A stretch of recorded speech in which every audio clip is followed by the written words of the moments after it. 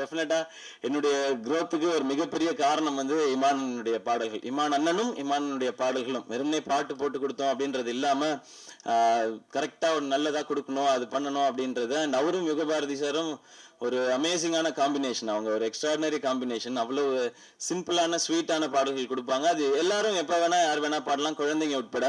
இப்ப அடுத்து பொன்ராம் சாரோட படம் ஷூட் ஆரம்பிக்க போறோம். இமானோட சக்சஸ்க்கு மிகப்பெரிய காரணம் என்னன்னா டிலே பண்ணாம பாட்டை கொடுக்கறது அப்படின்றது. அவருக்காக எனக்கு தெரிஞ்சு எந்த ஷூட்டிங்கும் இது வரைக்கும் வெயிட் பண்ணிருக்காது. ஐயோ இன்னும் இமான் பாட்டு வரல, நாங்க இன்னும் ஷூட் பண்ணல அப்படின்னு சொல்லி வெயிட் பண்ணிருக்கா. அதுக்கு பெரிய எக்ஸாம்பிள் என்னன்னா, இப்ப இந்த மாசம் 16 தான் நாங்க ஷூட்டிங் போறோம். 3 பாட்டு ரெடி அடுத்த படத்துக்கு. இன்னும் 2 பாட்டு தான் பேலன்ஸ் இருக்கு. அது ஆல்ரெடி கொடுத்துட்டாரு அவரு. அவ்வளவு சின்சியராகவும் அழகாவும் ஏதோ ஒண்ணு போட்டு கொடுத்தோம் இல்லாம நல்ல பாடலா கொடுக்கணும்ன்ற அந்த சிரத்தை தான் நினைக்கிறேன். அவர் சொன்ன மாதிரி என்ன மாதிரி நிறைய பேருக்கு வந்து அது பெரிய விசிட்டிங் கார்டாகவும் அட்ரஸ் ஆகவும் ஒரு பெரிய ஒரு ஹெட்டிங்காகவும் மாறி இருக்கு. ஸோ இமானனுக்கு வாழ்த்துக்கள் நன்றிகள்னா இது எந்த மேடையானாலும் நான் சொல்லிதான் ஆகணும். அது